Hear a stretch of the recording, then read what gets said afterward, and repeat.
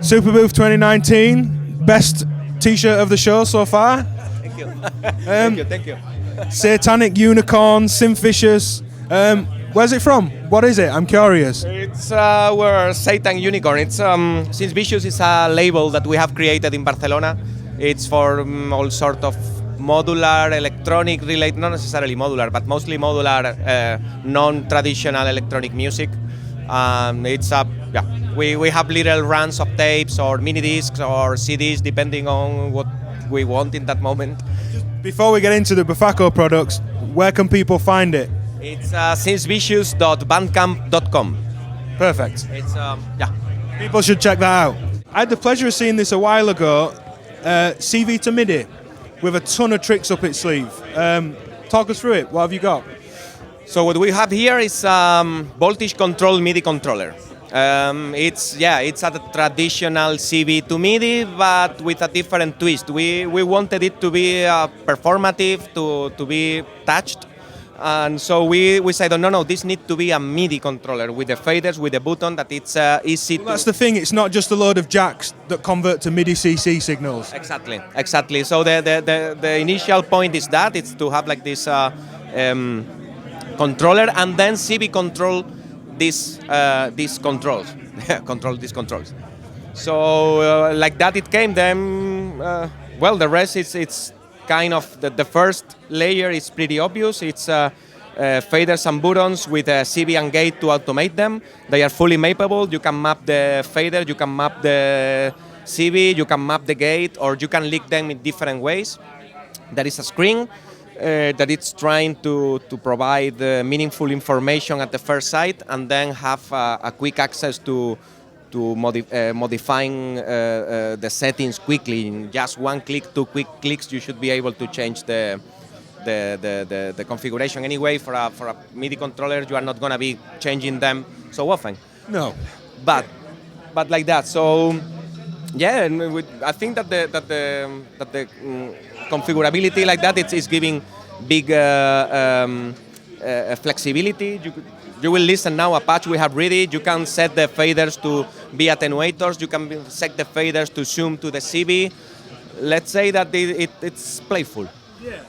Let's hear it. Let's check it out. Okay, so what we have here, the first thing that we made on this patch is to have like a simple drum patch made with the synth. So we have Keycall here, and then a couple of sounds made with Percall. It's another module that we are presenting here. So with the same controls that we are firing these ones, we are also firing external gear via VCMC.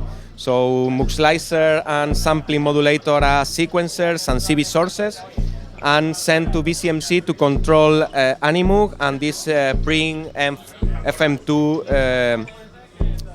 synth. As you can see, this one is controlled via USB, this one is controlled via DIN 5. 5-pin MIDI. Yeah, exactly. So the first, so here we have the Animug. So here it's mapped. So if we change here, you can see that we are changing the release of the notes. So it's mapped to this fader, and there is a slow LFO change in the release. And then you can, yeah. I think that's where the real beauty of this comes out. It isn't just that you can make an LFO make the iPad app move, and it isn't just that there's a fader that tells the iPad to do something. It's the fact that it's both. Exactly. It's the voltage control of the voltage control of the MIDI. Yeah, exactly. It's the voltage control of the MIDI controller. It's that's the idea. And so, for example, here we have the rampage. It's opening the frequency of the filter, and here we are attenuating. So I can set it to full wide, or just attenuate it to have it. Then we have the crash effect of Animug. It's set here with this gate. So if we here, let me put down the. So again, no, we are talking about like some performative. Here there is like the delay. So as you can see, it's just a matter of mapping your controls. It takes a while to map, but once it's mapped, it's ultra fun. Yeah, and as you said, you're going to map this for the devices that you've got. Say it's the Animoog and the Preen FM. You're not going to be reprogramming it necessarily once you're done. No, not during a performance. It shouldn't be the normal thing. No, of course. In any case, it's possible to save your patchings via CSX. Yeah. So you will be able to save in your computer CSX librarian. We are planning to provide some pre-made patches from us and from friends, just to make things easier. Yeah. Flash it to control whatever gear you want. Job done. We should also talk about Percall. Had the pleasure of testing this one. Very nice little device. I like this percussive. Well, based off the back of the Kickall, this kind of percussive way that some of the newer products have moved. Tell us about Percall, because that's new for the show as well. Yep, it's Percall is in the latest stage of development. It should have been out earlier, but you know, life is like this. This is manufacturing. That's exactly. life. It's the beauty of manufacturing. So the Percall is a 4-channel VCA with a decay envelope, so and volume control. So you feed audio to it and then a trigger. The trigger will fire the envelope that will open the VCA to generate our percussive sounds. No, you can. So here what we have it's 2 channels with noise and trigger independently and with choke.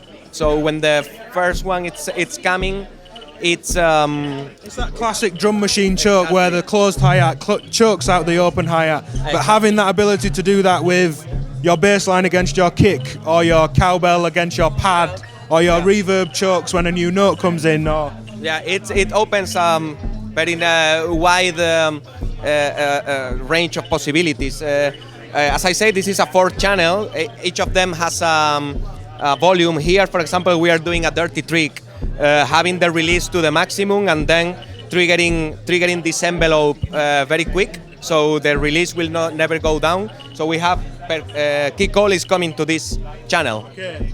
Dirty trick to keep it open. Exactly. So we are using it as a mixer, and then with the choke, if you will be firing here, you could be bringing down the kick. Yeah.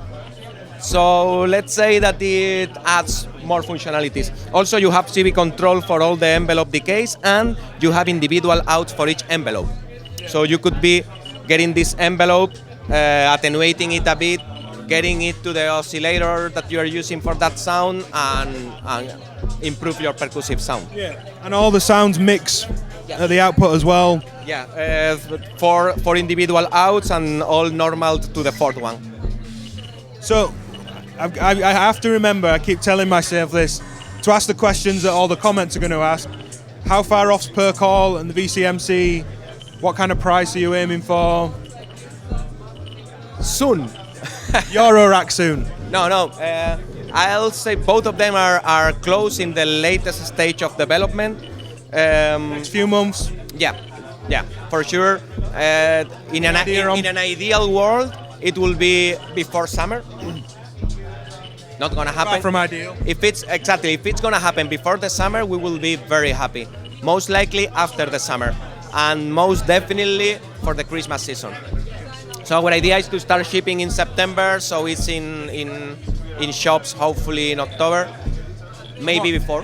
What kind of prices? Have you managed to settle on a price roughly yet? Or Percall doesn't have a price range rate yet, but it should be